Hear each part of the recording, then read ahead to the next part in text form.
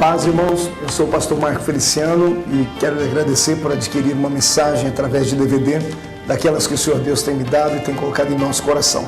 A mensagem que você vai ouvir agora, ou melhor, daqui a alguns momentos, vai impactar a sua vida, vai mudar a sua história, vai mexer com a sua alma, vai trazer uma experiência com Deus como você jamais sonhou em ter em toda a sua vida. Eu profetizo sobre a sua vida que daqui a alguns momentos a sua história vai mudar. Quero também, mais uma vez, te agradecer por ter adquirido essa mensagem, porque através dela você me ajuda a sustentar esse ministério. O ministério É Hora de Semear Fogo, esse ministério que Deus colocou sobre os meus ombros, é um ministério pesado. Nós temos muitas famílias que dependem da vida desse ministério, daquilo que o Senhor nos dá, por isso vivemos da fé e da venda desses materiais. Assim como você adquiriu esta mensagem, adquira outras mensagens como nós temos aí gravado. Nós temos dezenas de temas que você pode adquirir através do nosso telefone, que está aparecendo aí no seu vídeo agora, 021-2497-4610, ou através do nosso site, www.marcofeliciano.com.br. Adquirindo essas mensagens em DVDs, em CDs ou até mesmo em livros, como nós temos aí uma gama de material, um leque de materiais que o Senhor tem nos dado, você me ajuda a manter esse ministério em evidência, você ajuda esse ministério a ficar de pé e me dá graça para poder continuar a pregar o Evangelho de Cristo Jesus. Por isso, eu quero te agradecer e espero, mais uma vez, que você e sua casa e todos que estiverem perto de você sejam impactados por Deus agora, porque vem aí uma avalanche do céu através dessa mensagem, em nome de Jesus.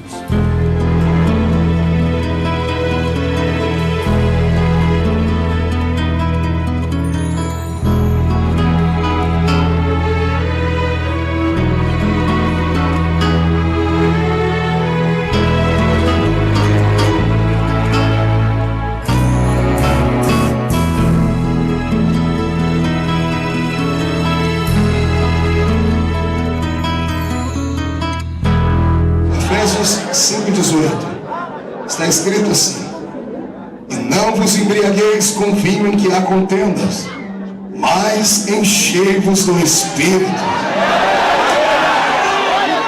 Alguns não acordaram ainda, eu vou ler de novo. E não vos embriagueis com vinho em que há contendas, mas enchei-vos do Espírito.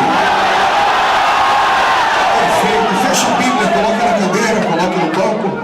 Pegue na mão da pessoa mais perfumada do seu lado. Aleluia. Se o irmão estiver usando o perfume do Avon, perdoa ele. Nem tudo é perfeito. Feche seus olhos e vamos orar. Deus de glória, eu te exalto. Eu repasso a ti a ansiedade da sua igreja. Coloco diante do Senhor o nosso coração nesta noite. Não há nenhum super-homem abaixo do céu nesta noite aqui. Todos somos seres humanos. Carecemos da sua ajuda e da sua misericórdia. Senhor, eu estou feliz em vir aqui rever amigos, mas essa noite eu gostaria que o Senhor me desse uma unção profética. Na medida em que eu for, Senhor, desenrolando os seus mistérios da palavra, o Senhor tem liberdade para arrebatar a sua igreja da sua palavra. Senhor, antes que eu comece a pregar aqui nesta campanha, eu quero lhe fazer dois pedidos costumeiros. O primeiro pedido é que ao redor deste templo, no raio de 5 quilômetros,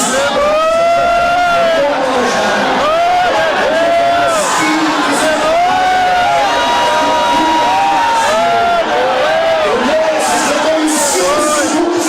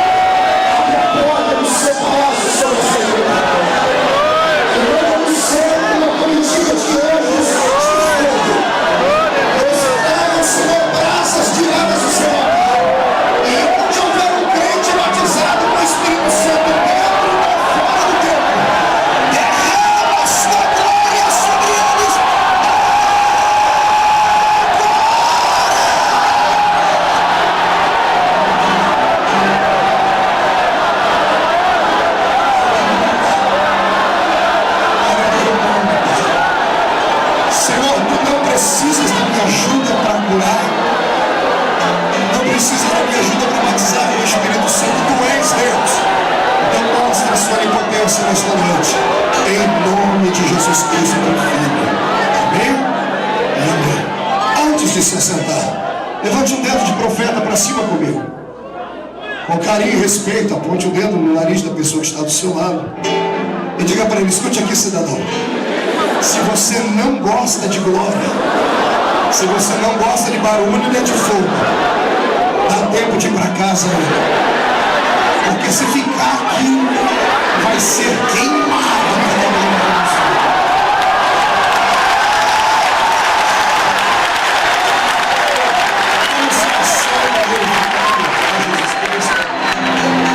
Eu não sei se você está preparado para fazer uma viagem comigo.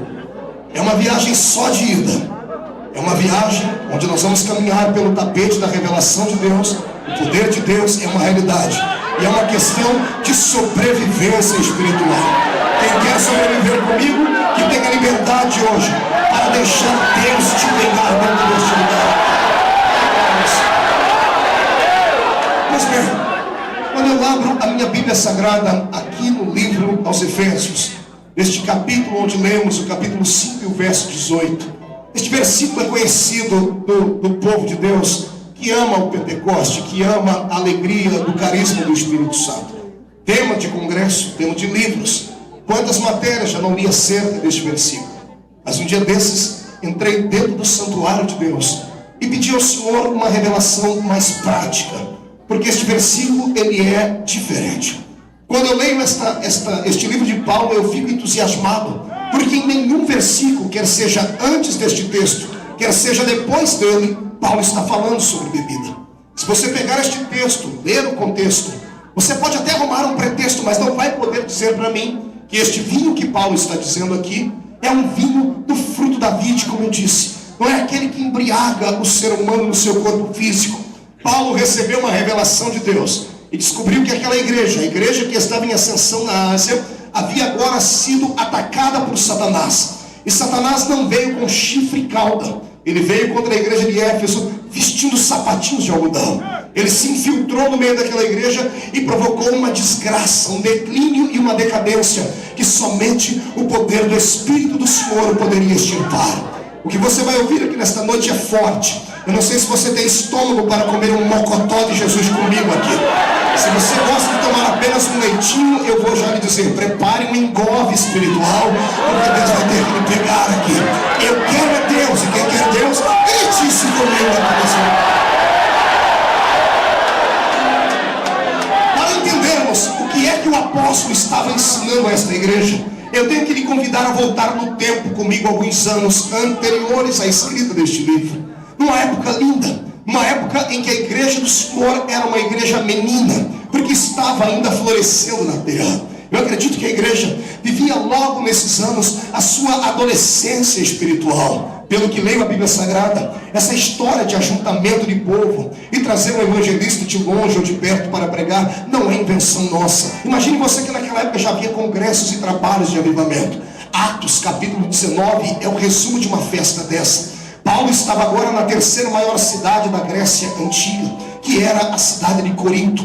Corinto era um palco da revelação de Deus. Sempre que eu leio a história da carta aos Coríntios, eu fico imaginando como era esta igreja. Imagine você congregar em uma igreja onde para você profetizar tinha que pegar uma senha, onde para você profetizar você tinha que esperar uma fila de centenas de profetas, pastor Marco. Era uma igreja tão viva, tinha tanta unção que Paulo teve que dar 2 cartas a dizer: irmãos, todo mundo pode profetizar, mas por favor, espere, cada um ao seu tempo. Imagine você entrar numa igreja onde todo mundo é canela de fogo, onde todo mundo entra no reteté de Jesus. Ai, meu Senhor, era uma igreja muito parecida com o ministério apacentário aqui de Deus.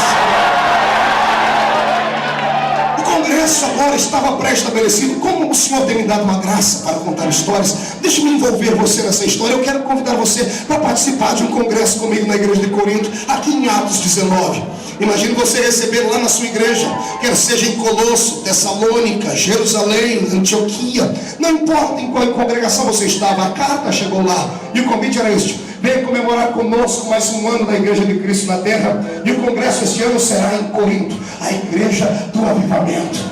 Jesus! E detalhe, você vai vir e vai ouvir os maiores preletores do nosso tempo. Imagine, se você leu aí no outdoor da cidade, ouviu no rádio, que o pastor Marques está pegando aqui, esse rapaz lá da Vila da Rua, essa voz rouca, mas ela está com a chave que de vez em quando é chato e galocha, e você veio. Imagine se você recebesse em casa um convite com a carta dizendo assim: venha ouvir Pedro, Paulo, venha ouvir João, venha ouvir Apolo ministrar no seu aniversário. Meu Deus do céu, a igreja de aniversário do chão. E um dia, pastor Marcos, eu comecei a imaginar como era a festa daquela igreja, e cheguei à seguinte conclusão: de manhãzinha, o anfitrião já avisava lá, nós teremos 2 cultos na parte da manhã. O primeiro culto será dirigido pelo nosso irmão Cefas. Cefas é o nosso irmão Pedro. Eu imagino o pastor dando o currículo dele. Pedro foi aquele que arrancou a orelha de Malco, que pulou em cima das águas, foi aquele que negou Jesus. Ele não gosta que a gente conte essa história, mas foi isso que deu vida a este homem. Ele agora não é mais aquele Pedro afoito, ele agora está um pouquinho sério. Então a igreja, por favor, não se escandalize com o jeito de Pedro pregar. Vamos ouvir o nosso irmão Cefas pregando. Eu imagino Pedro subir na tribuna, olhando para aqueles crentes que estavam nascendo agora, e como ele conhecia o poder do pecado, o poder de ser um homem decadente, Pedro luta contra isso. E assim, amados, eu tenho uma palavra para vocês que não sei se vocês vão gostar. Deus não quer pecado, Deus não quer uma igreja mundana, porque esta terra que agora existe não mais existirá. Em breve, os elementos desta terra ardendo em fogo se desfarão, porque o Senhor dará sua palavra de juízo contra esta terra. Imagine você ver Pedro falando contra pecados grosseiros como adultério, fornicação, murmuração e coisas mais. Eu tenho certeza que depois de 1h30 ouvindo Pedro, a igreja estava em silêncio, mas não era um silêncio de repúdio, era um silêncio de temor, porque a palavra pregada na autoridade, ela causa temor no coração do povo. Eu abro um parênteses e peço a você que ore comigo por esta nação, para que Deus levante homens que tenham a qualidade, a coragem de Pedro, para falar em palavras verdadeiras, doa quem doer, custe o que custar, porque a igreja carece. Se tem alguém aqui que acredita nisso, dê um grito de glória a Deus.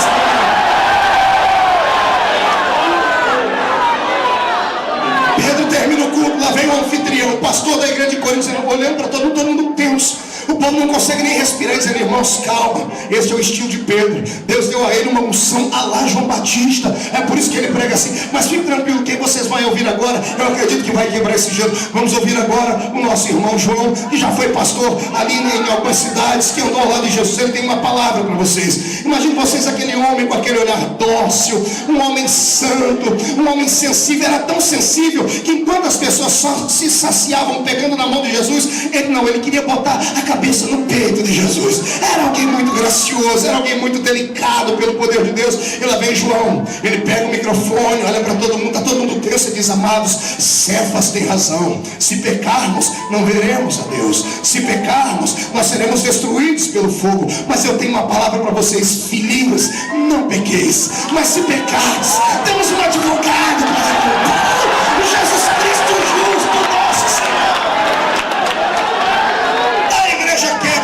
Todo mundo respira, as pessoas começam a falar: poxa, ainda bem que há uma solução, ainda bem que há uma luz no fundo do túnel. E termina o culto, todo mundo sai para almoçar. Eu não sei como é o congresso aqui na Pacentai, mas o congresso na igreja onde eu congrego, na Assembleia de Deus lá do interior, é uma bênção. Mas na hora do almoço ninguém merece. O arroz é um arroz vaticano, papa. É uma espécie de arroz carnavalesco, em bloco, só o sangue de Jesus de Nazaré. Não bastasse o arroz ser desse jeito, ainda tem que aguentar aquela carne ensopada com batata e aquela salada de repolho que não pode faltar. Eu dou glória a Deus porque tem a Coca-Cola para ajudar a descer, né? Imagina você, todo mundo comeu aquela gororoba santa, mas ninguém está nem aí para comida, porque o povo foi lá se alimentar de outro tipo de comida, e essa outra comida era um filé mignon de Jeová. Chegamos no culto à tarde, todo mundo olhando para o cronograma da festa, dizendo assim: quem será que vai pregar? Lá no cronograma tem um ponto de interrogação, e o pastor chega: irmãos, nós hoje não vamos ter 2 pregadores à tarde, será apenas um que vai ministrar para nós aqui pelo menos 4 horas. Quero que vocês recebam agora com muita alegria o nosso irmão Paulo de Tarso. Ai, Jesus. Quero que você veja aquele gigante de 1,5 metro de altura, calvo, a cabeça gigantada. Quem diz que ele era manco da perna e ainda tinha problema nas vistas. Lá vem aquela figura de Jeová. Todo mundo secando, mas esse aí é Paulo. Esse aí é aquele que está sintetizando a fé cristã, é o filósofo da fé cristã. Aí as pessoas começam a dizer, olha, não olhe para a aparência dele não, porque a embalagem, ela está mentindo, o conteúdo é muito melhor. Lá vem Paulo sem esboço, está todo mundo esperando que ele venha com o esboço. Ele disse, não, irmãos, o meu esboço está aqui. Ele diz assim, eu quero que vocês se segurem. Imagina Paulo dizendo, apertem os cintos, porque aquilo que os olhos não viram, aquilo que os ouvidos não ouviram, aquilo que não subiu ao coração do homem, é isto que Deus preparou para aqueles que o amam. O povo começa a incendiar, e de repente ele diz, irmãos, não se assustem com o palavrão que eu vou falar agora, porque a partir de hoje vocês vão amar este palavrão, escatologia. Então não diz isso que é o que? Paulo está sendo renovado, falando em língua estranha? Não, é uma matéria que Jesus me deu. Eu quero falar com vocês sobre escatologia, a doutrina das últimas coisas. E está todo mundo dizendo, que doutrina é essa, Paulo? E Paulo começa a dizer assim, sabe aquele ente querido seu que foi embora? Sabe essas dores que você sente no corpo? Sabe esses guardas pretorianos de Roma que querem arrancar a sua vida e você teme a morte? Um dia tudo isso vai acabar, porque o mesmo Senhor, dada a sua palavra de ordem, descerá do céu com alarido e voz de arcanjo. Os que morreram em Cristo ressuscitarão primeiro, e nós, os que estivermos vivos, seremos transformados e arrebatados, seremos ao céu.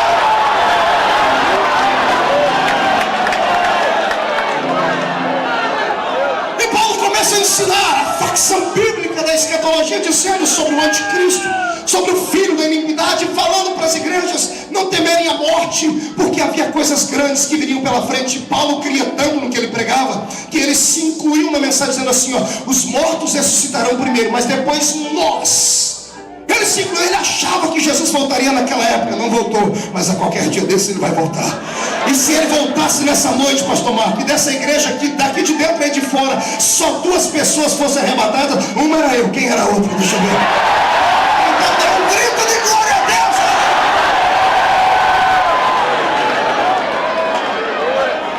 Imagine 4 horas ouvindo o mestre Paulo. Termina tudo aquilo e o povo tá embriagado. Que coisa linda. Vai todo mundo pro jantar, todo mundo vai tomar banho de congresso, também é uma benção. É aquele famoso banho tcheco. Conhece o banho tcheco? Tcheco aqui, tcheco ali. Não, é uma benção. Todo mundo vem com aquele cheiro, né, que não é de Cristo. Todo mundo reunido. E vamos para o culto à noite. O anfitrião está alegre, diz assim, amados, quantos gostaram de ouvir Pedro? A igreja, amém. E João, amém. E Paulo, amém. Diz, agora o que Jesus preparou para o final da festa, eu não sei como é que vocês vão voltar para casa. Eu imagino até Paulo dando um pulo atrás da cadeira. Esse cabra é bom porque até eu gosto de ouvir ele.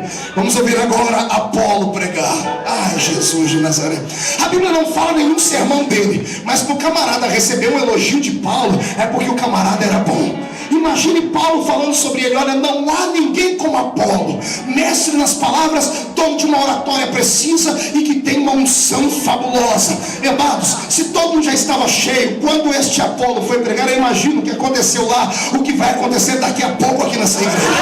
Pessoas incendiadas, arrebatadas, saltando, falando em línguas estranhas, profetizando, agarrando o diabo pelo chifre, esfregando a cara dele no chão e indo ao encontro da alegria.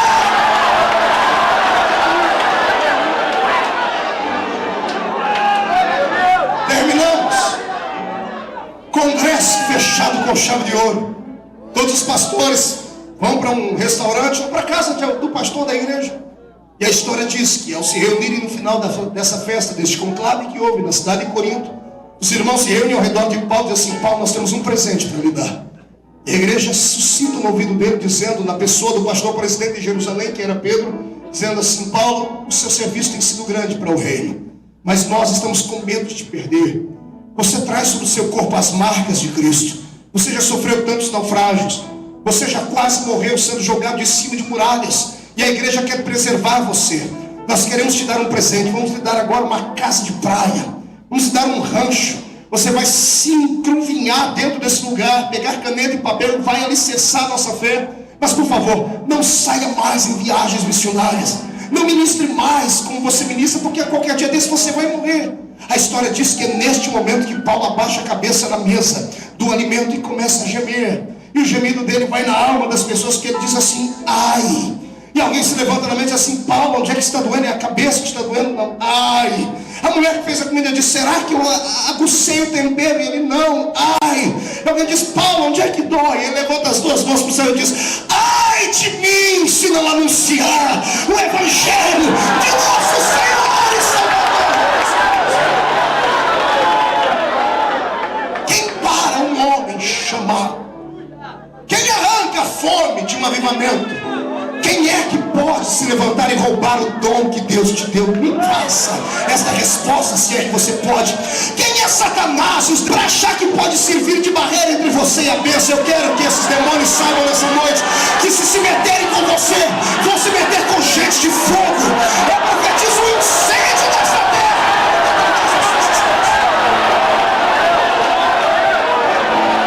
É aí que nasce chamada missionária do apóstolo para a cidade de Éfeso. Na madrugada deste dia, o Senhor falou ao ouvido dele: Paulo, é chegado o tempo de você ir a Éfeso.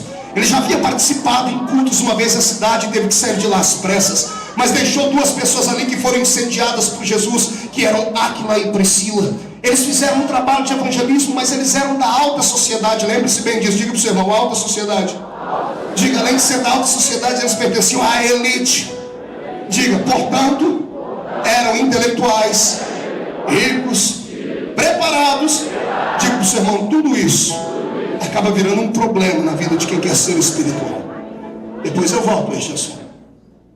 Paulo então retorna para a cidade de Éfeso, agora pela autorização do Espírito de Deus.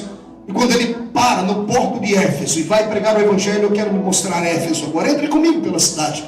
Uma cidade que não era uma cidade pequenina, nem uma vila, nem uma viela. Era uma megalópole de quase 1 milhão de habitantes. 1 milhão de homens e mulheres dotados de uma beleza incomum. Nasceu na cidade de Éfeso o culto e adoração à deusa da beleza e do amor, que era Diana, a Diana dos Efésios, Afrodite para alguns. Estava alicerçado naquela cidade uma das 7 maravilhas do mundo antigo, que era exatamente o templo da pseudo-deusa Diana. Havia 800 pórticos ao redor daquele templo, onde as prostitutas que recebiam alvará da prefeitura ficavam ali para fazer o seu trabalho de promiscuidade diante do altar daquela deusa famigerada e completamente promíscua. Imagine você que lá todo mundo aprimorava pela beleza do seu corpo. Essa história de malhar corpo, de ficar com a cinturinha fina, de bíceps avantajados, nasceu naquela cidade. Eu quero que você imagine agora sendo um visitante, ou melhor, sendo um cidadão daquela cidade.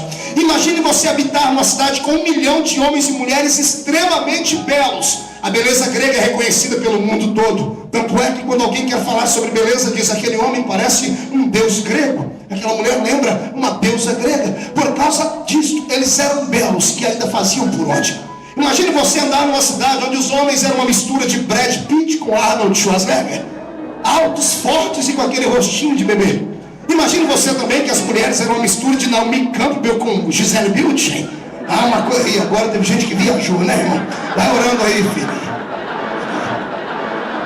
Imagine aqueles homens e mulheres andando. A cultura deles era assim: eles usavam aquelas roupas brancas. Os homens andavam com as roupas sobre o seu braço aqui, com aquelas florzinhas aqui do lado do seu rosto. Eles andavam com espelhos, alguns chegavam a olhar, eram narcisistas ao extremo. Aqueles homens bonitos, aqueles peitos para cima, aqueles rostos viris, aquelas mulheres então estonteantes, vindo por um lado da rua, e do outro lado da rua vem o nosso amigo Paulo, 1,5 metro de altura, careca, manco de uma perna, meio cego dos olhos. Só Jesus para ter misericórdia. Imagine a cena. As mulheres de Éfeso andando, e quando olham para Paulo, começam a tecer comentários umas com as outras. Olha, a mãe daquele ali deve ter jogado pedra na imagem de Júpiter. Os homens gregos andando, olhando um para o outro, dizem assim: meu filho, se você não cultuar a deusa uma vez por mês, você vai ficar daquele jeito ali. Todo mundo procurou uma madeira para isolar. Terrível. Porque naquela época já havia um espírito que ressuscitou em pleno século XXI, e vivemos ele no Brasil hoje. Um espírito que só faz as pessoas darem valor naquilo que se vê. Sabia disso? Deixa eu pegar um ganchinho aqui só para dar uma puxãozinha de orelha. Sabe por que os nossos cultos não são melhores? Sabe por que não são mais ungidos como antigamente? Porque o povo antigamente era tão simples que eles queriam Deus a todo custo. povo do século XXI é diferente. Se ama.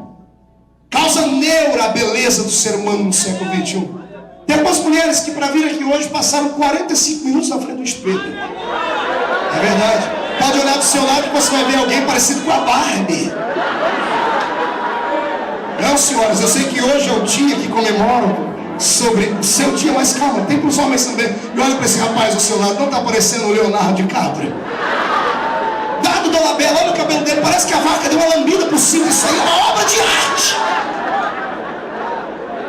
É 2 horas para fazer isso aí. Não, imagina a moça, a garota, tem que o sapato tem que ornar com a blusa, tem que ornar com a brisinha do cabelo. É uma treva. Na hora de sair para o culto, a família dos pavões sofre. O senhor pavão, a dona pavão e os pavãozinhos. É uma tribulação. Quando o culto no meio de semana é pior ainda. Chega todo mundo atrasado, vai para ver na televisão, tem que assistir a novela, que eu não sei qual é a novela da 7. E quando dá a hora de vir por culto é uma tribulação só porque eu tenho que tomar banho, eu tenho que me perfumar e põe a roupa em mão. Irmãos, hoje, deixa eu falar, eu não entendo mulher. E Paulo diz, vós maridos, entendei as vossas mulheres. Eu não entendo. Sério, não entendo, porque a minha mulher tem vezes que ela abre o guarda-roupa, pastor, tá caindo roupa lá de dentro. E ela diz assim, hoje não tem nada para vestir. Não entendo. Elas enxergam diferente da gente.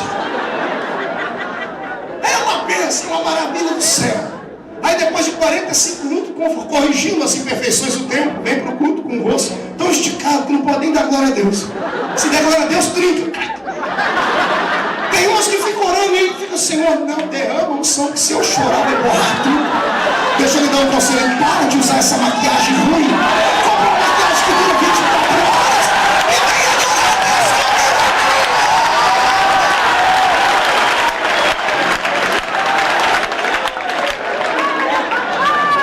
Deus. Se a minha geração cuidasse da sua alma como cuida do seu corpo, nós teríamos homens e mulheres alterofilistas espirituais. Eu vejo isso num grande exemplo bíblico, numa história tão bela que até as crianças sabem, Davi e Golias.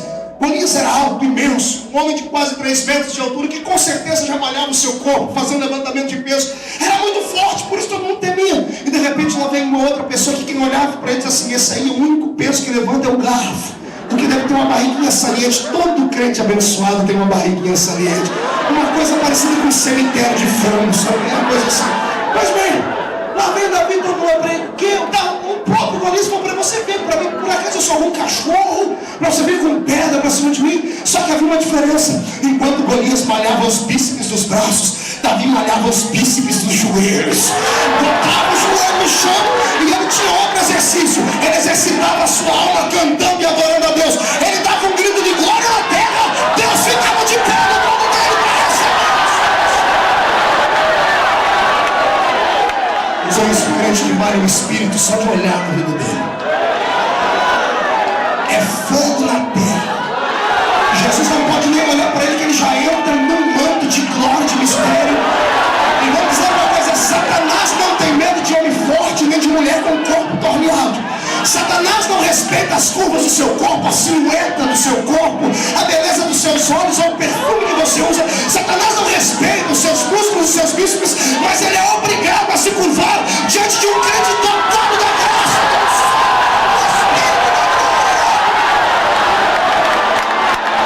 Mão direita para cima, com carinho no ombro do irmão que está do seu lado, com carinho. Chacoalha ele até ele ficar irritado. Diga para ele, você está entendendo? Diga então, por favor, para com essa neura de ficar achando que você é feinho. Pode pensar que você é a bala que matou John Kennedy, a única no mundo. Diga, comece a malhar a sua alma e Satanás vai se curvar.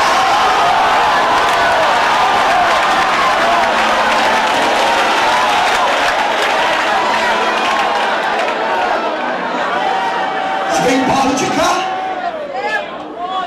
e vem os gregos de cá. Todo mundo está rejeitando Paulo. E lá de cima a janela do céu se abre, alguém debruça sobre ela, olha para baixo, chama os anjos, chama o restante da trindade. Vem cá, todos, dê uma olhadinha lá embaixo. Olha o meu modelo fotográfico. Meu Deus tem negócio com aquele que não é nada. Meu Deus tem um projeto para aquele que é tido como um lixo. Se tem uma coisa que Deus gosta nessa terra é de encontrar alguém que é rejeitado. Se tem uma coisa que Jesus sempre amou é chamar os inválidos, porque o meu Deus é um Deus de desafio. Ele pega o lixo e transforma em luxo. Satanás vai se ver com você. Pastor Marco, eu não sei o que vai acontecer em Nova Iguaçu por esses dias, mas eu sei que Satanás vai arrumar a mala dele, os terreiros de Macumba vão se ver, porque para sair daqui um papo dela, cheio do Espírito, cheio da graça. Quem concorda comigo, jogue a mão para cima aí.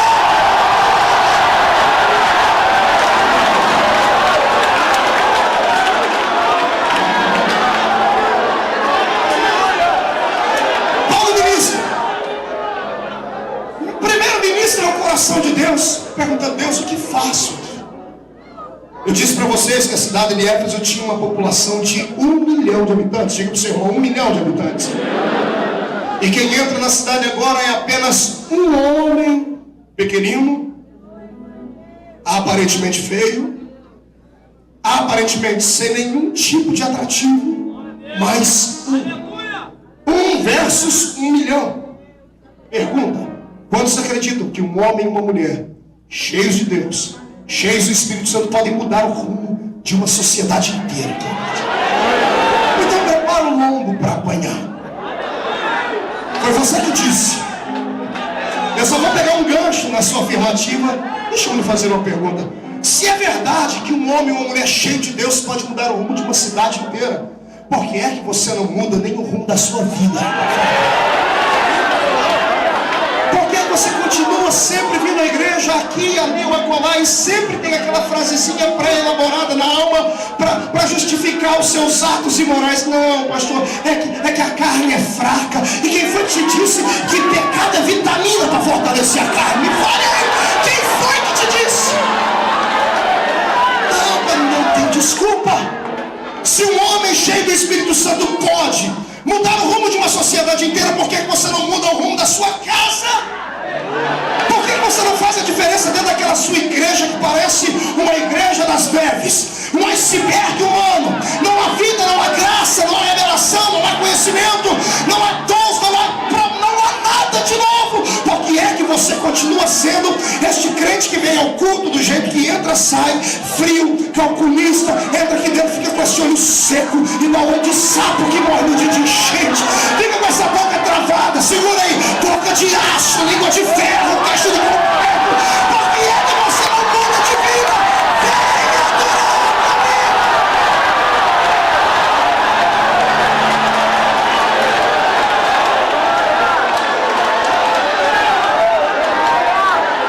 Aí entramos naquele velho problema. Pastor Marco, foi. O senhor está sendo indelicado comigo. Eu quero encrencar com você. Pastor Marco, não é isso, pastor. Isso aí, esses pulos, gritos, línguas, profecias, revelações, essas coisas que o povo entra no reteté e faz assim, isso aí é coisa para quem é menino, pastor. Isso é para gente que está começando agora. Pastor, eu já amadureci. Ô filho do cão.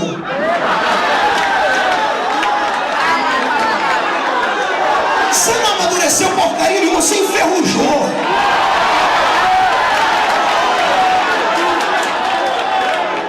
Com o passar dos anos, você deve ter se decepcionado com Deus em algum momento. Você deve ter sofrido um desgaste espiritual com estas vidas, com as coisas, ou melhor, com a vida que leva, com a vida dentro da igreja, com as perseguições. Não suportou, não teve caráter para enfrentar o diabo de frente, não teve força suficiente para atropelar esses homens e mulheres que são coveiros dentro da igreja, que cavam buracos para sepultar talentos. É por isso que você se esfriou. Deus essa noite manda dizer que Ele vai derramar uma unção de óleo nas suas chuvas. Você vai voltar a funcionar.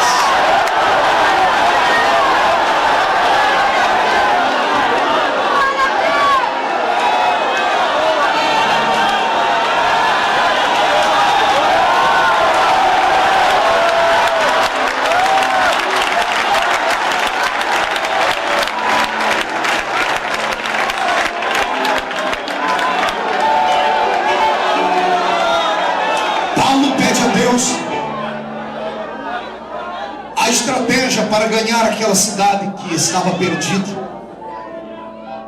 E a história, a narrativa extra-bíblica é muito linda. Diz que Paulo, enquanto andava pela cidade, fazia uma pergunta: Deus, como é que o diabo aprisiona 1 milhão de homens e mulheres? Ele disse: Senhor, precisamos colocar a sua igreja aqui, porque uma igreja verdadeira, ela faz a diferença. E nesta oração, Deus dá a ele uma resposta imediata. Paulo está andando pela cidade e de repente ele encontra um grupo de 12 homens, 12 varões. E quando ele olha para aqueles varões, na hora o espírito que estava nele testificou com o espírito deles. Eu imagino Paulo, bem de longe, dando um grito: paz, irmãos, shalom. Os 12, um olhando para um, que olhava para o outro, dizendo: nós temos com alguma placa escrito que somos crentes. Como é que o senhor sabe que a gente é crente? Se aproxima dele, como é que o senhor sabe que a gente é crente? E eu imagino Paulo dizendo: o espírito que está em vós testifica com o meu espírito que ambos somos filhos de Deus Altíssimo. Agora fale para o seu irmão, preste atenção nisso. O diálogo com Paulo é curto. Paulo não perguntou para eles qual era o nome do pastor deles. Paulo não perguntou para eles qual era o nome da igreja deles. Paulo não perguntou qual era o endereço da igreja, nem quantos membros tinham. Paulo fez uma pergunta estratégica no mundo espiritual. Paulo perguntou a eles assim: vocês conhecem o Espírito Santo?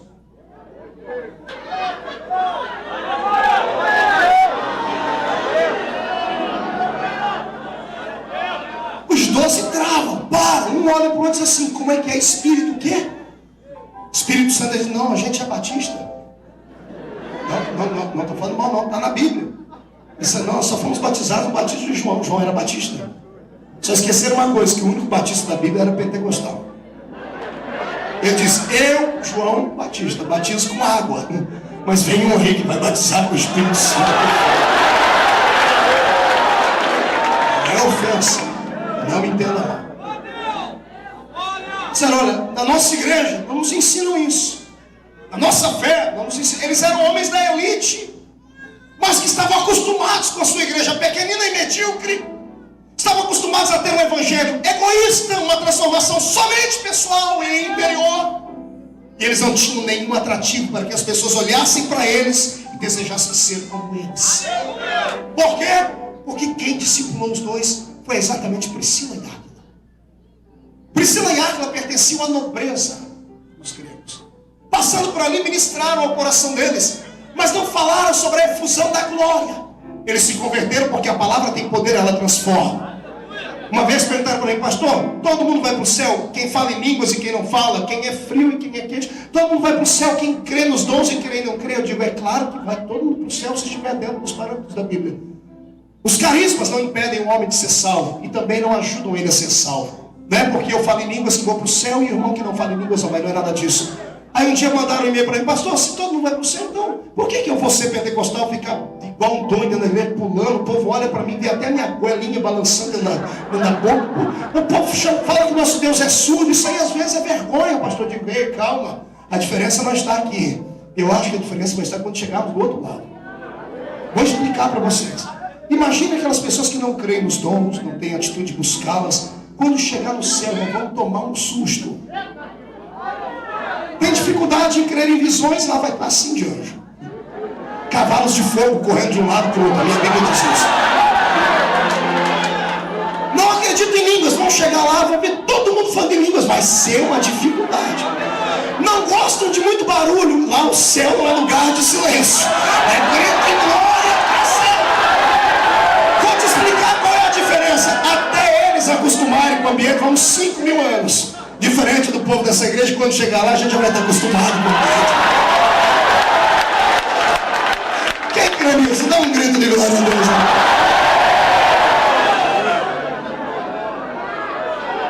Vocês conhecem o Espírito Santo? Não, a gente nem sabe que existe ele. Eu imagino Paulo olhando para o céu e dando uma gargalhada. Aquela gargalhada de gozo, de satisfação. Paulo está satisfeito com o quê? Ele tem a resposta do céu. Por que é que Éfeso era aprisionada por Satanás? Tinha uma igreja naquele lugar, mas que não fazia diferença. Tinham crentes naquele lugar, que eram bonitinhos, eram belos, eram crentes sociais.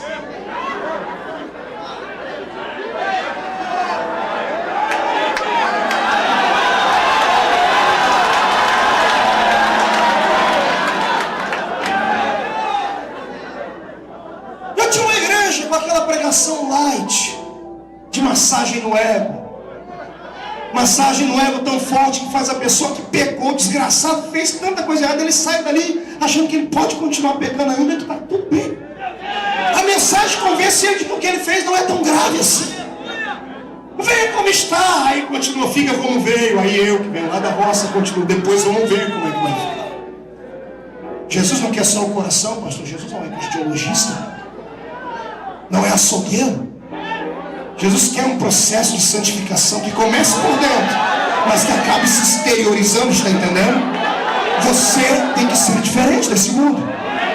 Há alguns anos atrás a gente conhecia um crente de longe, só de olhar para ele, não era pelo tamanho do cabelo, pelo tamanho da saia, como você está pensando, não era. A essência de Deus estava no indivíduo. Hoje a pessoa chega na gente, mostra a carteirinha da igreja, você olha a carteirinha, vê a validade dela, olha para a cara, não tem dificuldade de acreditar, porque não há mudança. É por isso que eu quero que em nome de Jesus, esta geração que está me ouvindo aqui, volte a zelar pelos princípios da palavra.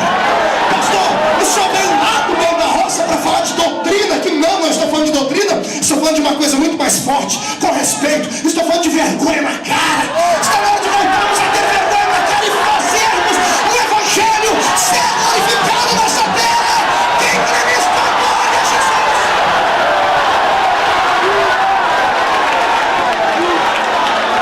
Está tudo banalizado. Infelizmente, domingo, eu estava pregando Juiz de Fora. Cheguei no hotel, digo infelizmente não porque estava pregando, pelo que eu vou falar agora. Liguei a televisão e estava passando o programa lá do Gugu e pegou justo na hora. Tinha uma mulher lá, não vou dizer o nome dela, por ética. Ela estava olhando para o Gugu e perguntou: Gugu, qual é a cor do papel higiênico que você usa? O povo quer saber qual é o perfume. E ela aporrinhou tanto ele, que ele olhou para ela e disse assim: e como é que vai a sua igreja? Ela engasgou, ele disse: você vai na igreja? Eu disse: vou, 7h30. Ele falou: olha, eu vou ter uma conversinha com o seu pastor, da televisão brasileira, para pelo menos 20 milhões de pessoas verem. A pessoa diz que é crente, fala que congrega na mesma igreja que a gente, envergonha o Evangelho de Cristo. Eu não estou falando sobre salvação, estou falando sobre testemunho. Sabe que nós precisamos deste Brasil? Nós não precisamos de mais intelectuais dentro da igreja, nem de pessoas ricas, ou artistas, ou políticos, como nós pregamos, não. Nós precisamos que os crentes voltem a andar pelo eixo, voltem a ter vergonha, voltem a saber onde é que o seu pé pisa, onde é que a sua mão toca, onde é que os seus olhos olham. Está na hora das irmãs da nossa igreja darem uma olhadinha no seu guarda-roupa, sim, reverem como é que estão as coisas lá. Está na hora das pessoas voltarem a ter pelo menos pudor. Está na hora do Espírito Santo entrar dentro de um lugar como esse e encontrar com facilidade um vaso que ele possa usar.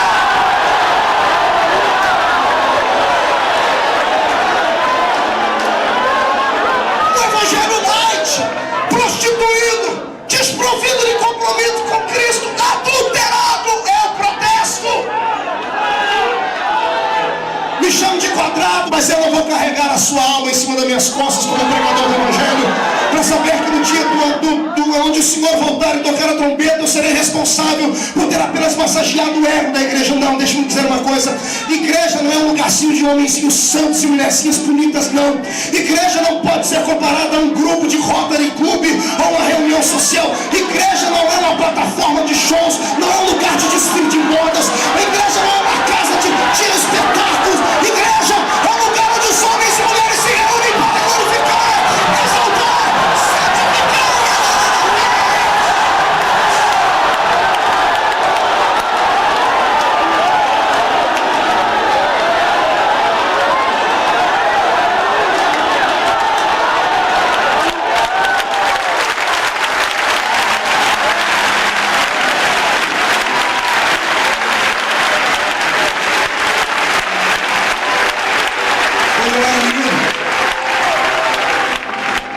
Quando eu era garoto, uma irmã lá da nossa terra tinha uma mente muito criativa, muito fértil. Ela me contou uma história, eu nunca mais esqueci. Isso já faz algum tempo. Eu tenho 32 anos hoje, na época eu tinha 15 anos. E ela escreveu a seguinte história e fez tipo um jogralzinho. Diz que 2 demônios chegaram em uma cidade. E um olhou para o outro e disse assim: "Ô, você aqui?" Disse: "Sim, eu fui enviado aqui para atormentar aquela igreja A." E o outro disse: "Eu vim para a igreja B." Isso, como nós vamos estar aqui, vamos nos encontrar daqui uns 2 meses, que vão ter muito trabalho. Daqui 2 meses a gente se encontra aqui, combinado. Um foi para uma igreja, o outro foi para outra.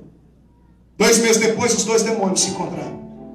Um estava magro, igual um reco-reco, igual uma saracura. O outro estava opulento, gordo, parecendo um sapão. O gordão olhou para o magrinho e disse assim: "Xiii, o negócio lá está ruim para você." O magrinho disse: "Lá para o seu negócio está bom, né?" Disse: "Pois é, rapaz." O gordão disse: "Eu fui para uma igreja onde fui recebido de braços abertos." Uma maravilha. Naquela época, círculo de oração não tem, é círculo de confusão. Grupo de juventude também não tem, é um grupo de jovens delinquentes. O pastor, muito bem preparado, ao invés de preparar as mensagens da Bíblia, pega os jornais e as revistas e fala das coisas atuais.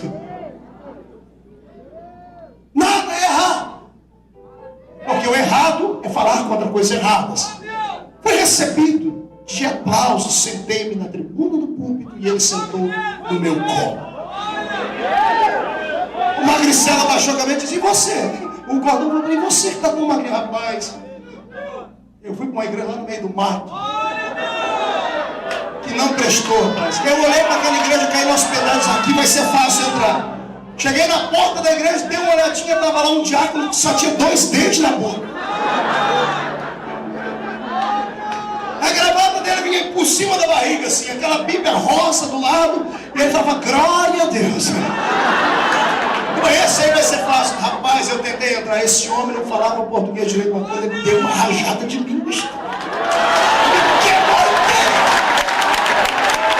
Virei pelo lado esquerdo. Falei: "Vou entrar pelo círculo de oração." Que jeito? Não tinha murmuração. Elas estavam orando pelo pastor, pelo ministério, pelos missionários, para que Deus desse crescimento. Fui entrar no grupo de jovens. Os jovens tinham fome de Deus, buscavam batismo do Espírito Santo e tudo de vida. Aquela igrejinha pequenina, mas é rodeada de unção, de fogo e de glória. Amados, todas as vezes que eu me lembro dessa história, lágrimas vêm aos meus olhos e meu espírito fica revoltado. Fica revoltado porque nós estamos vivendo uma era tão linda, uma era onde o evangelho pode ser pregado de qualquer forma, deliberadamente, sem que ninguém nos persiga. A igreja tem tudo para viver a melhor fase. No entanto, a igreja está arrogante, está opulenta. Os homens que estão na frente da igreja brasileira e mesmo mundial não tem mais compromisso com a verdade, não tem coragem de tocar na ferida dos homens. Deus quer levantar uma geração de profetas, e eu não duvido que vai começar aqui em final da nossa.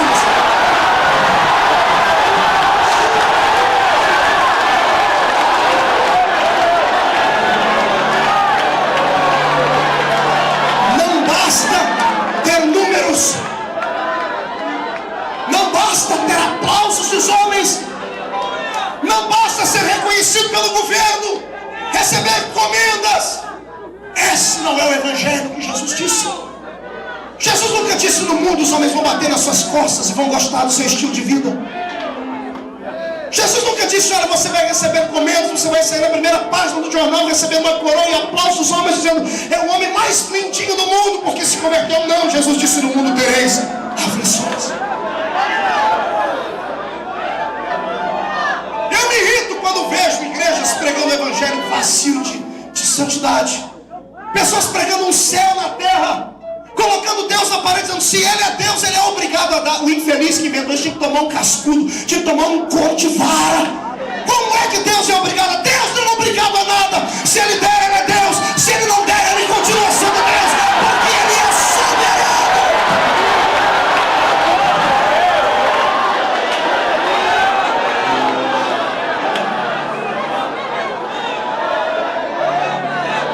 A nossa geração é capitalista.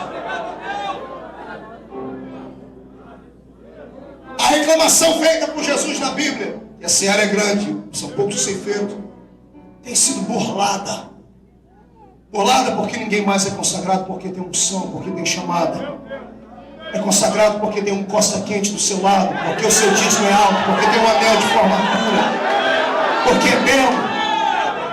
infeliz chegou ontem só porque foi ex qualquer coisa.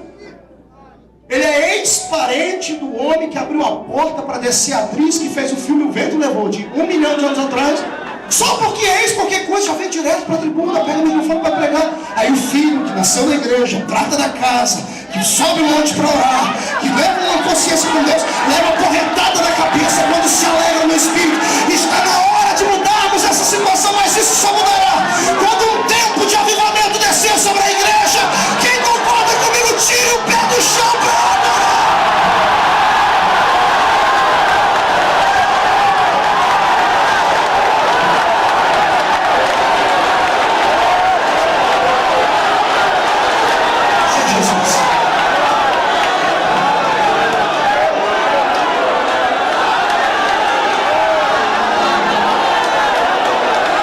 Só há uma maneira de mudarmos uma sociedade.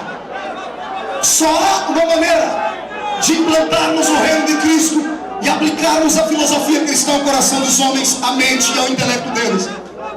Isso é feito, sim, com conhecimento. Mas no mesmo nível do conhecimento tem que estar a graça. Conhecimento é teologia, estudo, escrito, livros, anel de formatura. Graça é intimidade, joelho no chão, línguas estranhas, visão profética, palavra profética, espiritualidade aguçada. Está entendendo isso? Se você quer fazer a diferença neste século, não basta ser o bambambam da igreja. Você tem que ser alguém que queira nadar contra a correnteza. Para ser usado por Deus, você tem que aprender a andar na contramão da vida. Para aprender a ser usado por Deus, você tem que estar preparado para apanhar, dar a cara para bater, para ser rejeitado, senão você nunca será um homem e uma mulher preparado por Deus. Está entendendo?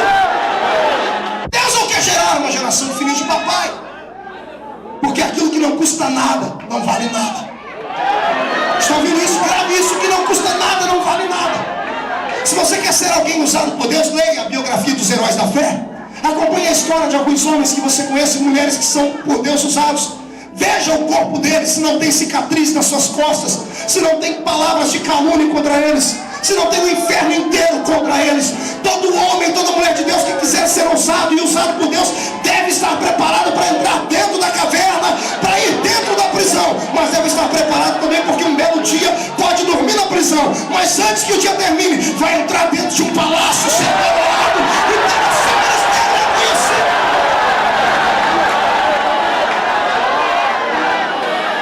Estamos num impasse. 1 milhão de habitantes,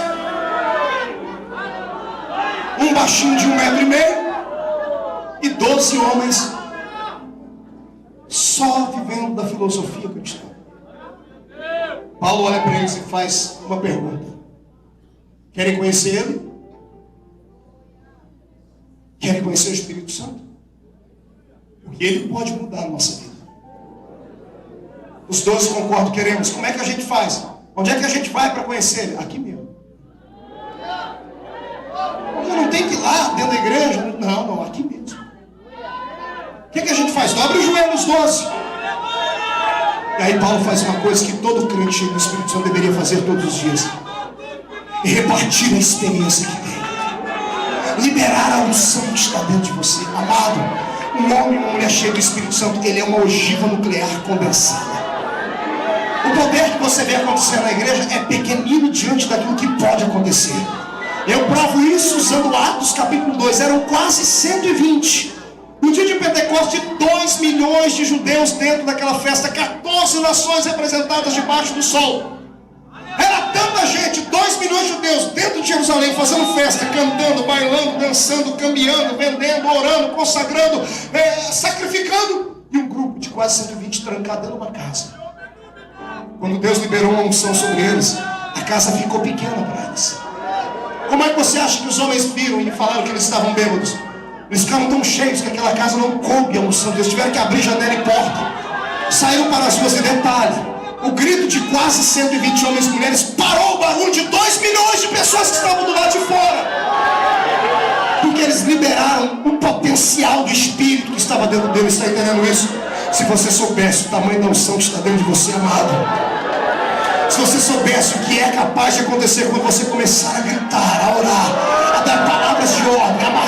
usar a palavra profética, a usar atos proféticos, a estender a mão sobre os enfermos, a ordenar os demônios que se mudem. Se você soubesse o tamanho da unção que está dentro de você, você não ficaria mais sentado e não voltaria para casa andando, voltaria para casa voando nas asas do Espírito para um novo tempo.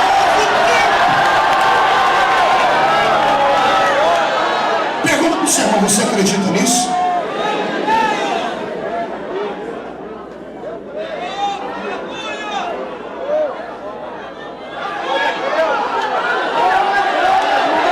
Jesus mudou o seu tempo. O que hoje a igreja do mundo, na revista Veja da edição de 100 anos, saiu uma reportagem sobre os pentecostais dizendo que nós somos 500 milhão de pentecostais no mundo. 500 milhão. Então, se a notícia diz isso, é porque nós somos muito mais do que isso. Coloque aí 1 bilhão de pentecostais. 1 bilhão. 1 bilhão de homens e mulheres cheios do Espírito Santo, fora as demais denominações que não são pentecostais, mas que são salvos, porque têm compromisso com Deus. Pegue tudo isso aí, nós vamos ter aí uma boa parte da humanidade salva. E nós não conseguimos mudar o rumo do mundo. Paulo sozinho mudou o rumo da Ásia. Está me ouvindo? Não tinha avião, não tinha televisão nem internet. Ah, pastor, mas o mundo da época dele era pequeno. É claro, em proporção sim. Mas o que aquele homem fez sozinho, entrando dentro de barco, subindo no lombo de cavalos, pregando nas ruas, nos areópagos, indo diante dos homens grandes, o que ele fez sozinho? Sabe por quê? Duas coisas: ou é mentira, um homem cheio do Espírito Santo não pode fazer nada. Ou a segunda coisa, nós colocamos na cabeça que temos, achamos que somos cheios do Espírito Santo, somos iguais a mendigos. A gente se conforma com migalhas, com moedinhas, cara. Estamos num culto, Jesus manda uma folhinha, o povo vira, estou cheio. No domingo à noite, segunda-feira, 7 da manhã, acabou tudo.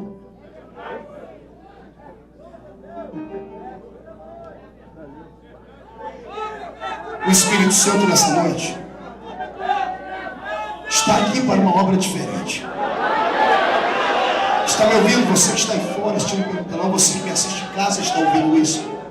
O Espírito Santo quer mudar a sua vida. Mas para isso você tem que tirar o dedo do fundo do rio. Para isso você tem que quebrar algumas regras, alguns protocolos e etiquetas. Para isso você tem que dar um salto, você tem que dar um grito, você tem que se desesperar pela sua alma. Para isso você tem que ousar, acreditar, você tem que tatear o invisível. Para isso você tem que falar a linguagem de Deus. Você tem que voltar a orar, tem que subir um monte sim, tem que dobrar o joelho, tem que se consagrar. Para isso você tem que se desligar da terra. Quem conseguir fazer isso será o homem e a mulher que vai fazer esse Brasil. Será uma nação próspera diante do Senhor dos Exércitos. Quem acredita nisso melhor? Quem se candidata a isso, dê um grito de glória.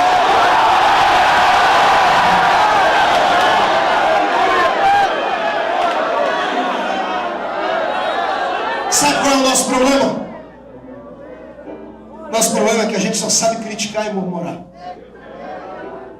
A gente só sabe se olha e fala: nossa, está tudo ruim, a igreja está isso, está uma desgraça.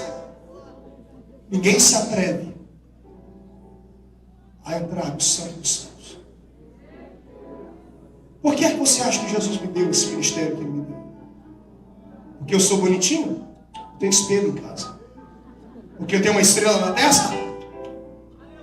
Porque eu tenho alguém influente por trás de mim que me projetou? Porque eu ousei sonhar e acreditar. E sempre fui valente. Valente não significa que você é poderoso. Valente significa que mesmo sendo fraco, você tem coragem de lutar pelos seus sonhos. Um dia eu estava quase arrogante, pastor Marco. Estava batendo o peito dizendo assim: Jesus, eu devo ser lindo, devo ser especial. Rapaz novo, com 26 anos de idade, eu já tinha pregado em 20 países do mundo. Hoje, com 32, já estamos em mais de 53 países. Brasil, todos os dias pregando. Eu cheguei a conversar, mas eu sou especial. Deus disse, me deu um puxão de orelha e disse: filho, não. Você representa o meu desespero. Eu falei: não entendi isso. O senhor disse: quem olhar para você vai ver que eu sou um Deus desesperado. Eu falei: por que, senhor? Todo mundo vai olhar para você, vai ver. Se eu uso você, eu posso usar qualquer um. Se eu entrei dentro da Vila Tatu, peguei debaixo da saia da sua mãe, de uma igrejinha pobre onde todo mundo cortava cana, sem esperança de futuro, sem dinheiro, sem nada, e fiz o que fiz. Imagino que eu posso fazer com qualquer um desses que tem um pouquinho mais de condições. Ei, o céu é o limite para aqueles que querem uma vida diferente. Você tem duas opções essa noite: voltar para casa, pegar os pavãozinhos, a dona Pavoa, sentar na mesa do café da noite agora, na sopinha, dizendo assim: olha que culto lindo. Poxa, que maravilha, como fala aquele menino. Olha. E amanhã você voltar a levar uma vida comum, rotineira, corriqueira, vazia de Deus, arriscando a sua salvação todos os dias. Alguns, se chegarem no céu, vão chegar cheirando fumaça, com o pé lá no inferno. Vem por graça. Ou você pode ser uma pessoa que hoje, pelo menos hoje, vai entrar dentro de casa e dizer assim: hoje eu não durmo enquanto Deus não me der algo novo. Alguém tem a coragem de peitar Deus. Nesse tipo de desafio eu aprovo. Esse tipo de desafio eu assino embaixo. Você chega e fala: Deus, o Senhor é Deus mesmo, prova, me usa. Isso eu aprovo. Se o Senhor é Deus, eu quero que o Senhor me usar, mas igual usa aquele. Não, aquele lá é pequeno. Eu quero que o Senhor me use mais do que ele. Eu te desafio a me usar. Irmãos, você vai fazer Deus arregaçar a manga da camisa dele. Deus vai olhar para você e dizer: eu vou te provar como é que eu faço. Sai da frente, Satanás! Estamos em guerra!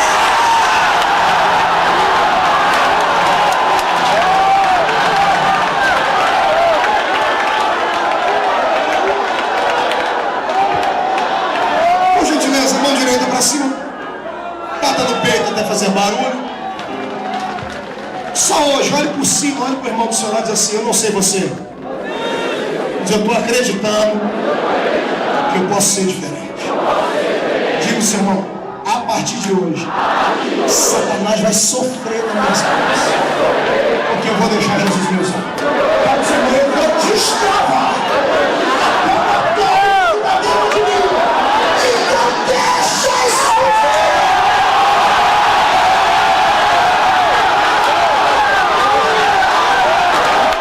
Sai da caverna, Elias.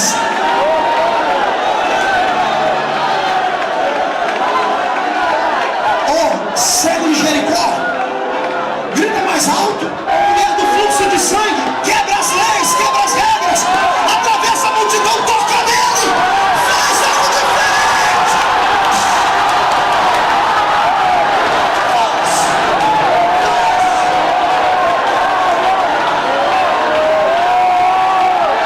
Meu Deus do céu.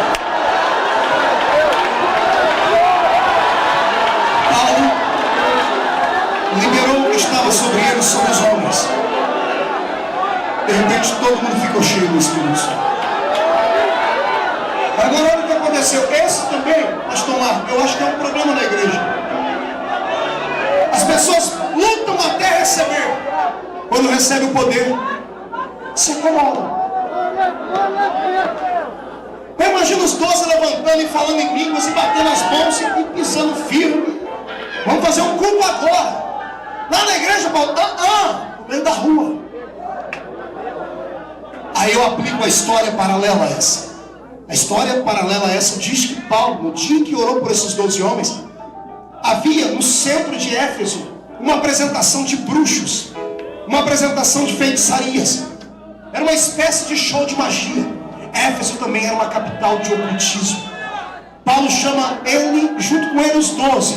12 mais 1, que número é? Que número é? Todo mundo tem medo do número 13, porque acha que é azar. É azar para Satanás. Jesus também era 1 mais 12, 13. 13 homens que viraram o mundo de perna para o ar. Paulo pegou os 12 e foi para o centro de Éfeso. A história diz que haviam 200.000 pessoas num show de magia. Pessoas olhando para frente, vendo os mágicos tirarem coelhos de cartola, elefante andar com um pezinho só, dançar balé, flutuar, levitar, trazer figuras de demônios, coisas assim. Os homens chupando picolé, comendo o seu algodão doce, fazendo aquilo. E de repente Paulo com os 12 do lado de cá disse assim: vamos começar um culto aqui. A história diz que Paulo começou a pregar e os irmãos falaram para ele: o que a gente faz, Paulo? Paulo disse assim: só sinta Eu prego, e o que eu prego vai treinar o vosso espírito. E quando vocês sentirem Deus, deixa Deus tocar vocês. 13 homens e um destino. Ficaram tão cheios naquela tarde, começaram a orar em línguas. Os 13 aqui, cheios, começou a chamar a atenção das pessoas que estavam ali já tediosas. O povo já estava entediado com aquele show, que todo ano era a mesma coisa. Deixa eu dizer uma coisa. O mundo está um tédio. Os artistas da música não sabem mais o que fazer. Estão regravando coisas lá da época da fornalha. Não há mais nada de novo. O ser humano quer consumir coisas novas e ninguém tem nada para apresentar. Aí quando aparece uma lacraia dançando a Eguinha Pocotó, vira um show, vira um show business. Por quê? Porque o povo quer uma coisa nova. E o único povo da terra que tem uma novidade para dar. Mas que novidade é essa que você vem para a igreja e se tranca? Se nem aqui dentro você tem coragem de deixar Jesus te tomar, mas você vai fazer a diferença lá fora. A história diz que os homens começaram a olhar o culto de Paulo e as palavras dele, e o povo pulando e falando em línguas. Pararam de olhar para os magos e viraram para cá. De repente, 200 mil pessoas estavam olhando para lá, passaram a olhar para cá. Porque o evangelho atrai. Começou a acontecer milagres. Paulo começou a pregar, pessoas começaram a receber curas. O show da magia, que era um engodo, parou. Sabe quando vamos parar o show de Satanás? Sabe quando vamos bloquear o engodo dele? Quando nós mostrarmos ao mundo que nós temos poder e autoridade. Eu estou cansado de aos domingos ler na segunda-feira no jornal ou ver qualquer coisa assim, que um espiritualista, um gnosticista, um pai um catimbozeiro, um pai, uma mãe de chiqueiro foi na televisão e conversou com o morto, e que recebeu um livro, e que psicografou uma mensagem, e que fez um milagre com o espírito do Dr. Fritz. Eu estou cansado disso. Estou cansado de ver Satanás na mídia, e a gente só aparece na mídia quando é uma desgraça. Pastor roubou, pastor adulterou, igreja fez isso, aí aparecemos na mídia. É hora de mudarmos essa situação. Pergunte para mim como, pastor? O segredo está dentro de você. Pergunta qual é, pastor? A unção do Espírito. Como? Deixa Deus te usar. Sem medo. Não se assuste, porque a partir de amanhã coisas vão começar a acontecer na sua vida. Não fique se achando um ET quando você entrar dentro do circular amanhã e Jesus começar a te dar a revelação das pessoas que estão do seu lado. Não se assuste não. Abra a boca e fala. Não se assuste quando Jesus te der a oportunidade, você está diante de algum global, porque aqui no Rio de Janeiro vocês têm mais oportunidade. Não se intimide com a beleza e com a forma deles. Deixa eles tomar. Não se assuste quando você ir na quitanda amanhã e a sua sombra tocar o paralítico que está lá muito tempo e ele levantar.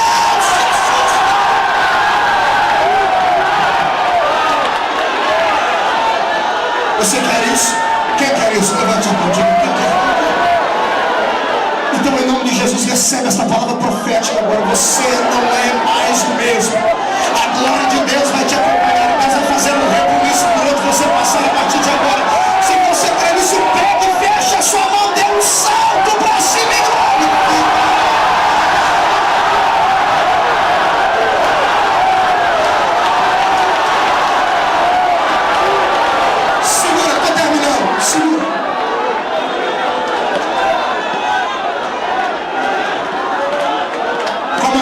No interior de São Paulo, aquele culto de Paulo, mais os 12 versus os 200 mil, o bicho pegou. A unção de Paulo estava contagiante.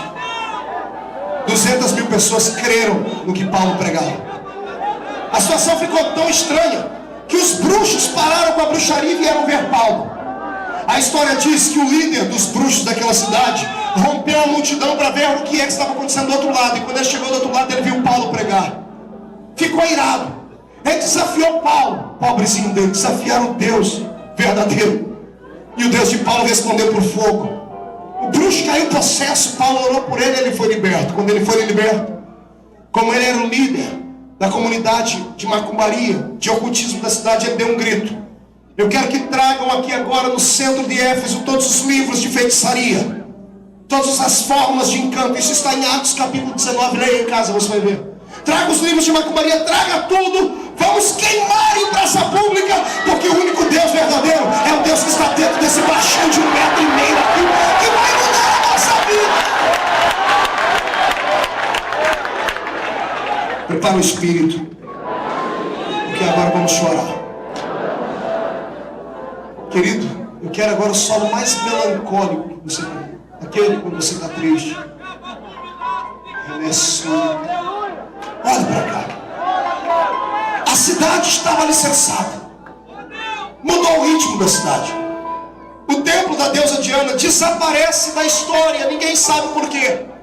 Até hoje a ciência, ou melhor, a arqueologia e a história tentam explicar como é que uma das 7 maravilhas do mundo antigo desapareceu da história. Como é que o templo da deusa Diana virou frangalhos, esmiuçado. E por que essa deusa deixou de ser adorada?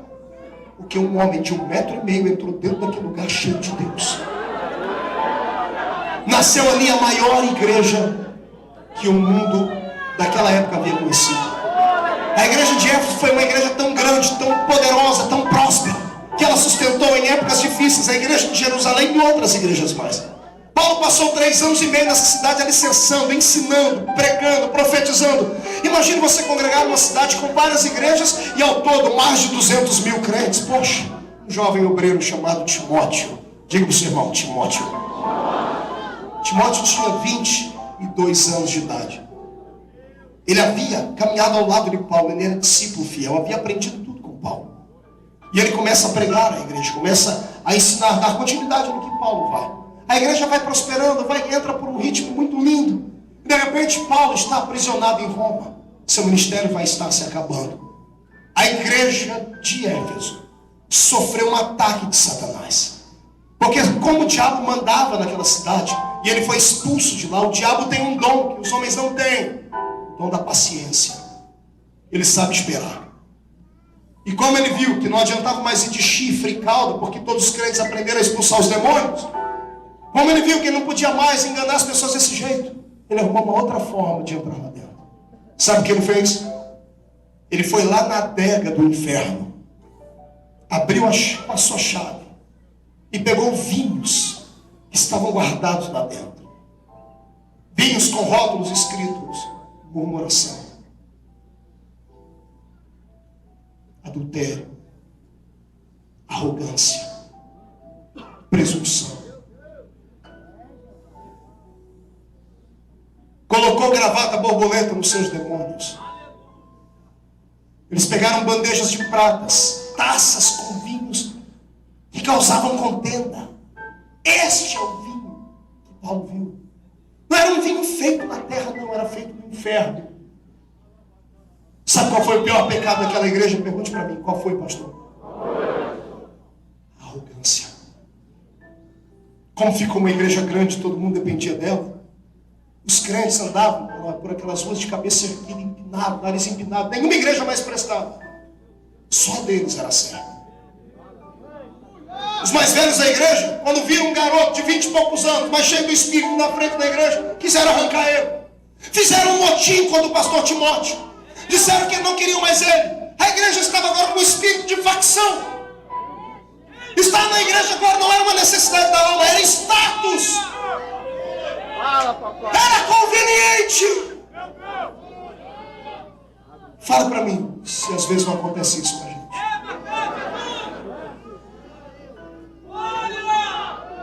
Eu falo da minha denominação, não da sua. Falo aqui como falo em qualquer lugar. Não tenho vergonha, não tenho medo. A minha igreja, a qual eu pertenço, passou por 3 grandes fases. A Assembleia de Deus. A primeira fase é a fase da perseguição. Oh, fase que linda. Era difícil ser crente. A gente apanhava para a igreja. A gente perdia amigos. Quando alguém queria debochar da gente, era só gritar: ô crente. Não falavam com gozo na alma, falavam com um tom de deboche. Eu perdi todos os meus amigos. Quando fui para a igreja há 20 anos atrás quase. O meu próprio pai não queria que eu fosse à igreja, ele me ofereceu uma moto novinha. Eu falei: eu te dou essa moto para você deixar de ser filho, você vai envergonhar a sua família. Era uma época difícil. Ao 80, 60 anos atrás, eu tenho um presbítero da nossa igreja lá na minha cidade, que ele apanhou de homens que pertenciam ao clero romano, que ele havia se convertido. Era uma época de dores. Ninguém vinha à igreja só porque precisava de um milagrezinho, não. A pessoa só vinha quando ela era chamada. O crente não tinha amigo nenhum. O crente não ia onde todo mundo ia. O crente não era crente só dentro da igreja, lá fora era uma miséria, como hoje. As pessoas veem a igreja como um passatempo.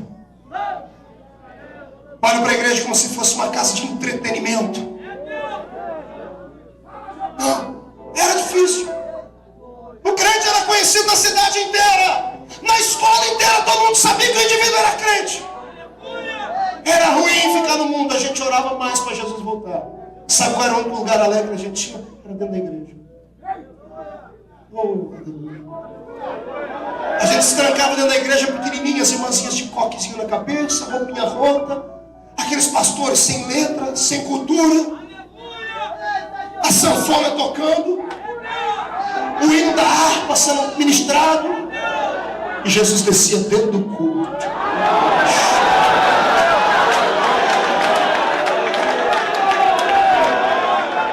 Éramos perseguidos. E a perseguição faz crescer. A perseguição é como se você pegasse uma clara de ouro e batesse nela. Mas você bate mais volume dá. A igreja cresceu. Aí passamos para a segunda fase. Nós, de perseguidos, passamos a ser imitados. Todas as demais denominações que nasceram por aquelas épocas se espelharam na minha denominação. Esse cumprimento, a paz do Senhor, a paz, shalom, não interessa o nome, nasceu com a gente. Os hinos da harpa, todas as igrejas comungavam eles. Grupo de senhoras, grupo de jovens, corais, isso nasceu com a gente. Todas as igrejas tinham.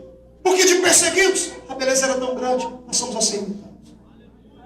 Quando passamos a ser imitados, pecamos. Aí começamos a bater no peito. Somos a maior denominação do mundo. A maior igreja.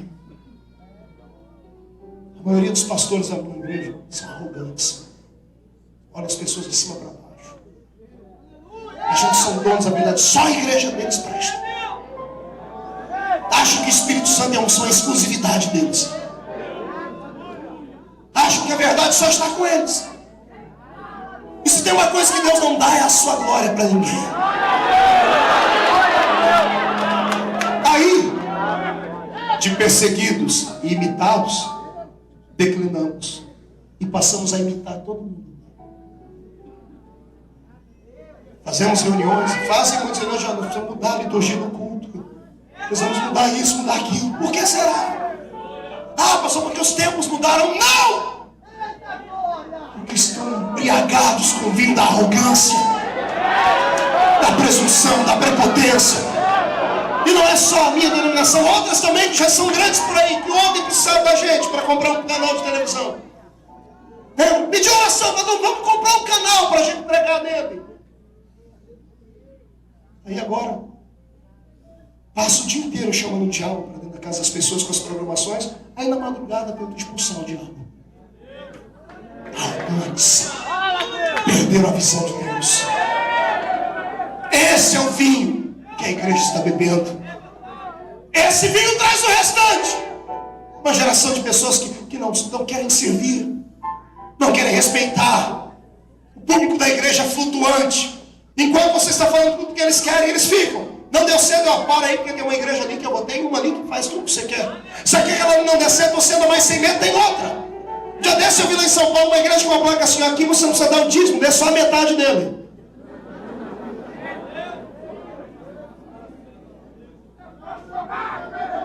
A igreja para tudo quanto é tipo e gosto. A igreja está arrogante. Eu vejo às vezes a igreja no Rio de Janeiro, me perdoe, sou paulista, mas agora falo como celestiano. Deixa eu dar um recado para a igreja carioca.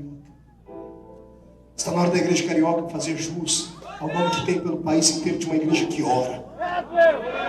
O Brasil inteiro conhece a igreja carioca como os crentes que sobem o monte. Gente de unção, de revelação. Eu participei de um congresso há pouco tempo aqui que todo mundo disse: o Rio de Janeiro é do Senhor Jesus, quem manda no Rio é Jesus. É mentira! Quem manda no Rio é Fernandinho Beiramar, dentro de uma prisão. Quem manda no Rio de Janeiro são os traficantes que param o comércio. Ah, mas nós temos uma governadora que é crente, mas esse que não interessa isso, não adianta ter nome, tem que ter atitude! Tem que ter atitude!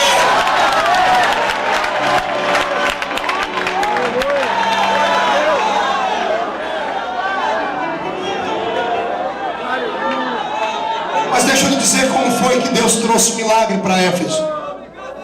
Timóteo, rejeitado, entra no seu quarto de oração e ora. Pensa em abandonar o ministério. Se você é líder de alguma igreja, está sofrendo pressão de Satanás, não ceda. Não ceda. Seja valente. Vá até o fim. Morra, mas morra com dignidade. Ah, pastor, do que vale um profeta morto? A cabeça dele vale mais do que metade do reino de Herodes inteiro. Está entendendo isso? Matam o profeta, mas não matam as suas profecias. Coragem. Timóteo está orando aqui. Acompanhe comigo agora, que você vai subir no céu. Timóteo está orando aqui em Éfeso. Paulo está lá em Roma, esperando a morte chegar. Paulo vai orar de noite. Imagina a oração de Paulo. Corpo combalido, cicatriz no corpo, corpo tremendo. Lucas não podia mais ficar com ele, que era o seu médico. A morte está se aproximando, ele sente isso. Todos os dias de noite ele dobra o joelho e a oração dele é essa: Senhor, combati o bom combate, acabei a minha carreira e guardei a minha fé. Espero que o justo juiz em breve me coroe.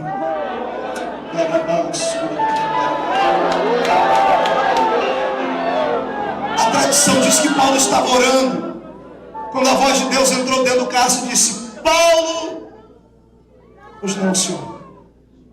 Paulo lembra de Timóteo? Lembra, meu filho amado, ora por ele. Está desanimado. Estão querendo tirar ele da frente do trabalho. Paulo lembra de Éfeso? Sim, Senhor. Éfeso está bêbada. Os crentes estão embriagados com o pecado, arrogantes, por causa da riqueza da cidade, por causa dos megatemplos, por causa do conhecimento. A igreja está bêbada, Paulo. Imagina Paulo desesperado, falou: Senhor, o que eu faço? Eu estou preso aqui dentro. Paulo, pega uma caneta, escreve a receita para curar essa doença na minha igreja. Paulo pega uma caneta e um papel e escreve essa carta. Paulo está escrevendo, eu imagino, dizendo: Senhor, eu escrevo, mas quem é que vai levar? É longe, não conheço mais ninguém. Você diz: faz a tua parte, que a minha faço eu. Faz a tua parte. Faz a tua parte. A carta estava pronta, um mês a carta na mão de Paulo pronta. De repente Paulo recebeu uma visita inusitada dentro da cadeia de Roma. Chega um próspero comerciante de madeira da cidade de Éfeso chamado Tíquico. Tíquico era presbítero da igreja. Tíquico chega e diz: Paulo, fui fazer um carregamento de madeiras e descobri que você estava aqui, vim lhe ver.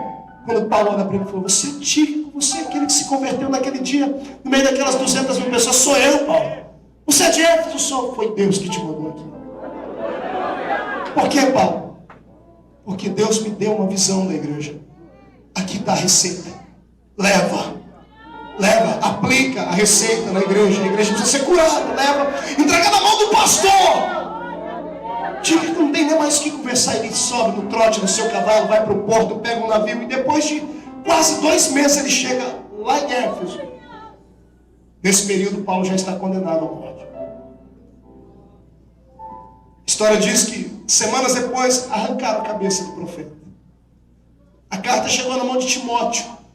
Timóteo estava desanimado. Imagina o Timóteo abrindo a carta tremendo e tipo dizendo: olha, o apóstolo mandou. Receber uma carta daquele homem era como receber uma carta de Daniel Berg com Narvinga, fundadores da Assembleia de Deus. Era como receber cartas de homens, porque a gente sempre se espelhou. Imagina você receber uma carta de Paulo.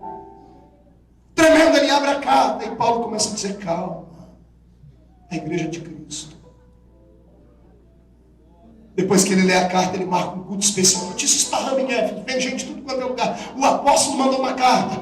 As pessoas tinham saudade de Paulo. Juntou aquela multidão. Timóteo começa o culto. Mal canta um hino, já diz: irmãos, deixa eu ler a carta porque é cumprida.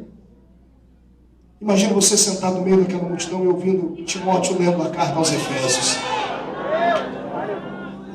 E ele vai lendo. Cada palavra que Timóteo lia, com voz embargada, fazia com que a igreja se sentisse pequena, com saudade do seu mestre que havia lhe ensinado.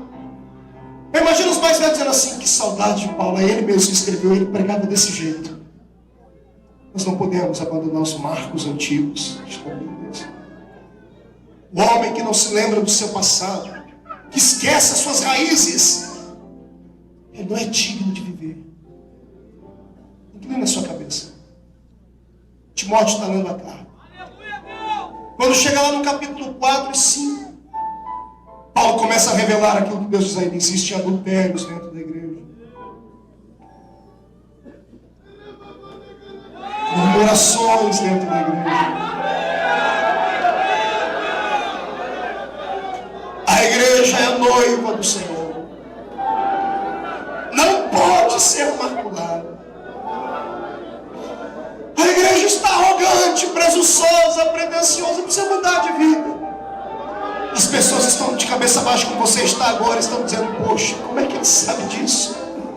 O Espírito Santo vem na ouvido e diz assim: fui eu que revelei a ele. Aleluia. E de repente Timóteo dá um grito, com a voz embargada, e grita: e assim escreveu Paulo: não vos embriagueis com vinho em que há contendas, mas enchei-vos do Espírito de Deus. Nascendo me cobrai tarasta.